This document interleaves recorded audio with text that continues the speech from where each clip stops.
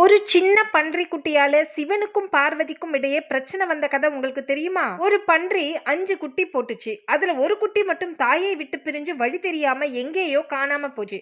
அது காடு மேடு எல்லாம் கடந்து ஒரு இடத்துக்கு போக அதுக்கு பசியோ தாங்கல. அம்மா அம்மான்னு கத்தி அழ அந்த பன்றி குட்டியின் அழுகை கைலாயத்தில் இருக்கும் பார்வதி தேவி காதுக்கு விழுது. அவங்க ஓடி போய் அந்த பன்றி குட்டியை தூக்கிட்டு வந்து வளர்க்குறாங்க. குழந்தையில் அமைதியா இருந்த அந்த பன்றி குட்டி வளர வளர தன் சேட்டைகளை ஆரம்பிக்குது. கைலாயத்தில் இருக்கும் தோட்டத்தை எல்லாம் சீரழிக்குது. அதனுடைய சேட்டை தாங்க முடியாத சிவபெருமான் அந்த பன்றி குட்டியை மிரட்டுறதுக்காக ஒரு குச்சியை கையில் எடுக்க சற்றும் எதிர்பாராத விதமா அந்த குச்சி பன்றி குட்டியின் மீது விழுந்து இறந்து போகுது. அப்ப பார்வதி தேவி சிவன் கிட்ட கதறாங்க. பார்வதி அழுவதை தாங்க முடியாத சிவன் சொல்றாரு, என்னை மன்னித்து விடு பார்வதி, நான் பஞ்சுருளி எனும் உன் பன்றி குட்டிக்கு மீண்டும் உயிர் தருகிறேன்னு சொல்லி அந்த குட்டி பன்றிக்கு உயிர் தராரு. பஞ்சுருளி என்னும் அந்த பன்றி குட்டியை பூமியின் இயற்கை வளத்தை பாதுகாக்கும் பூதகணமாக பூமிக்கு அனுப்புறாரு. இந்த பஞ்சுருளி தெய்வத்தை வணங்கும் பழக்கம் இன்னும் கேரளா, கர்நாடகாவில் ஒரு சில இன மக்கள் கிட்ட இருக்கு.